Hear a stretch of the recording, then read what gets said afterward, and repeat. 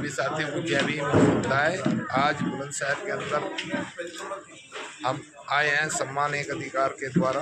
RSP party की ये meeting हुई है और इसके अंदर निजामपुरा बोर्ड है ये, तो इसके अंदर बहुत अच्छा प्रोग्रेस मिला है। युवा साथी जुड़ रहे हैं तो बात रख रहे हैं। लाइक शेयर कमेंट सम्मान एक अधिकार पर जरूर करेंगे। मेरा निवेदन है कि कमेंट करने से हमें एक चीज़ का पता चलता है कि हमारी प्रतिक्रिया क्रिया क्या है क्या नहीं है।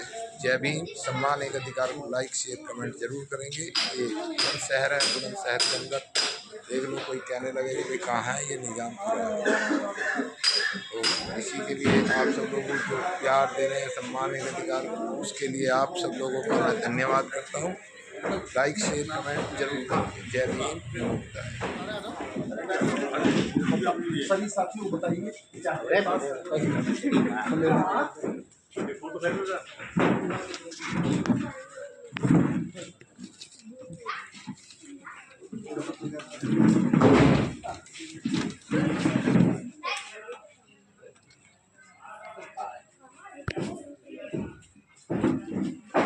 कि वोटिंग मशीन में हम वोट दे रहे हैं, तो बाबा साहब ने एक बहुत बढ़िया सुंदर हमें पहले ही 56 में ये जवाब दे दिया था कि अपनी ताकत इतनी बनाओ कि आप संसद में भी ना घुस सको, तो उसके बाहर होकर ऐसा प्रदर्शन करें कि वो हिल जाए।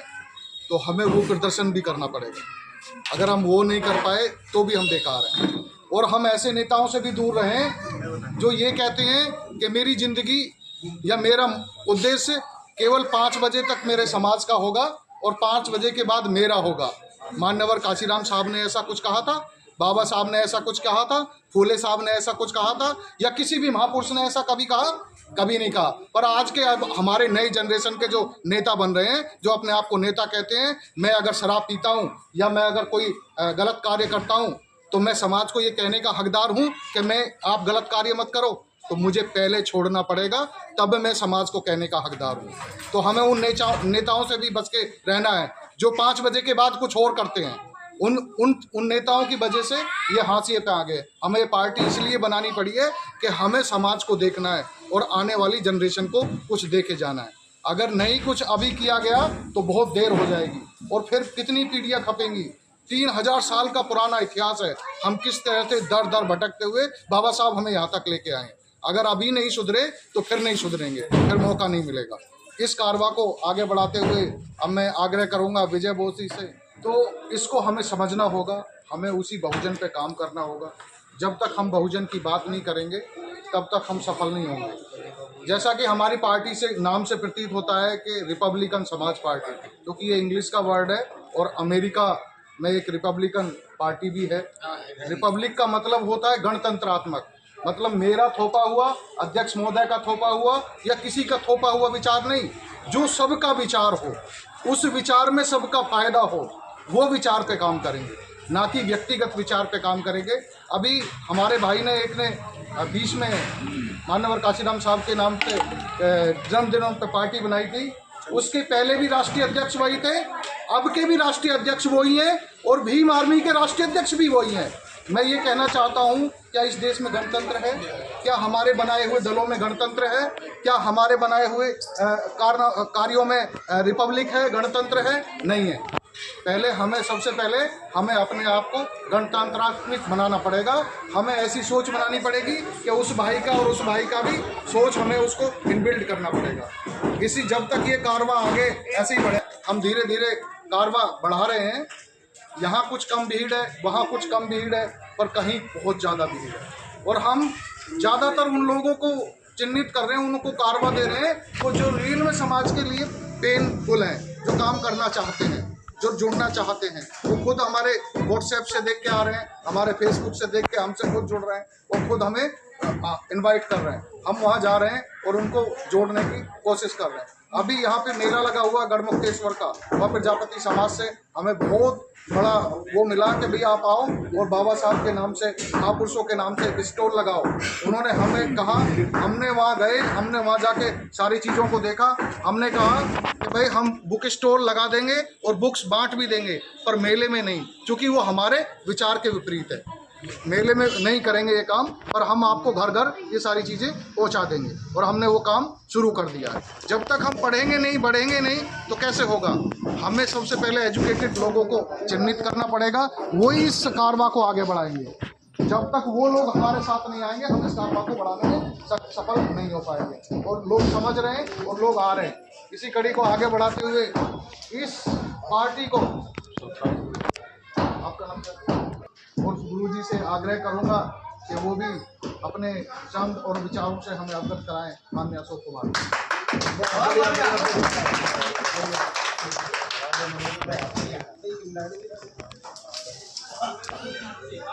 दिया है, बस कोई और ऐसा न होगा। जैसे मान्यवर काशीराम जी ने जैसे पेड़ को सींचा है, ऐसी सींच कर चलकर हम उसके लाठी तरीके से।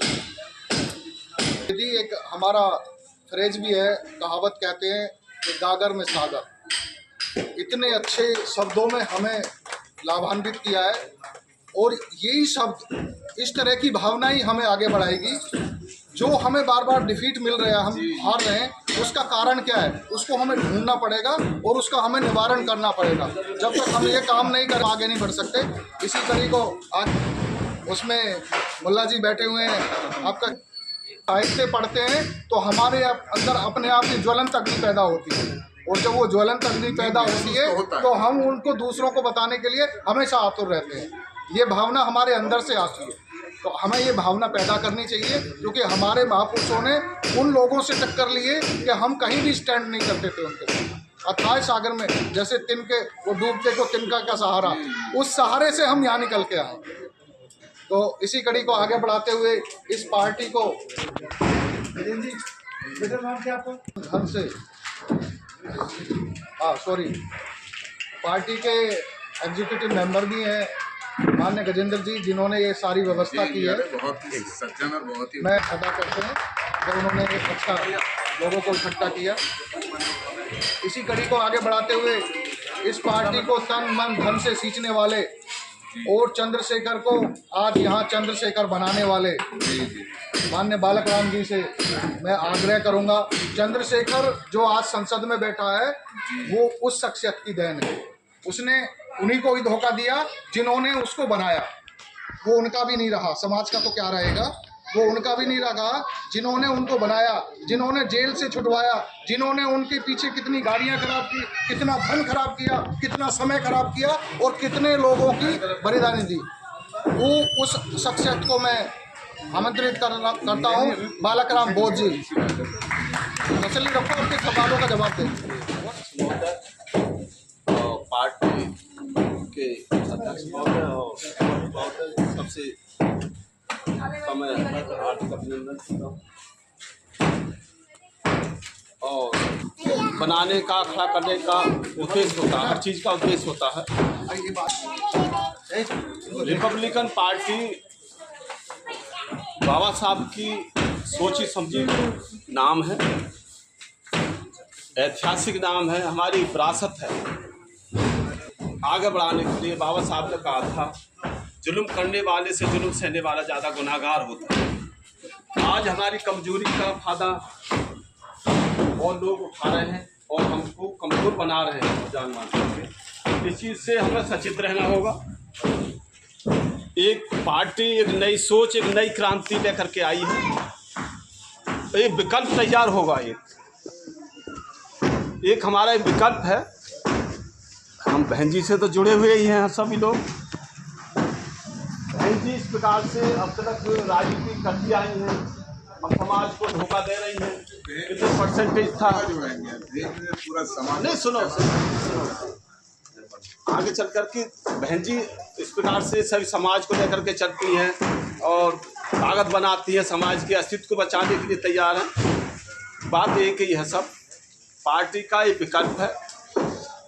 जैसे उनका आप सब समझते हैं इस बात को, बहन जी की रणनीति और चंद्रशेखर जी रणनीति को भी अब बीजेपी के उस पर इशारे पर एक कार्य करते हैं, समाज को हमको कमजोर बांटने का काम करते हैं। और इस प्रकार से समाज भी समझ रहा है इस चीज़ को परिवर्तन करने के पीछे विपक्ष की मजबूती बनी है, जो हमारी आवाज़ उठा रहे हैं और जो सत्ता को जवाब दे रहे हैं। इसलिए आप लोगों को समझना होगा, एक पार्टी एक नई सोच, एक नई क्रांति के रूप में समाज को एक ढांचा तैयार करके राजनीतिक परिक्षेत्र को मजबूत करेंगे तो, और उनका साथ दें हर बात से, और इसको चेन सिस्टम बना, एक दूसरे को जिम्मेदारियां हैं तो इसको आगे बढ़ाने की, ताकत बनाने की। इनकी ताकत है तो हमारी ताकत है। कोई ताकतवर नेता होता तो इंजन होता तो उसको सफलता अवश्य मिलती है। इसलिए ज़्यादा न करके अध्यक्ष महोदय ने सारी बातें बताई है, डिटेल बताया। उसके बाद उन्होंने इसकी स्थापना की है, उन्होंने बड़ा सोच समझ करके इसको कदम रखा है। आज हम उनके विचारों को सबको मजबूती दें और आगे बढ़ाएं। जय हिंद।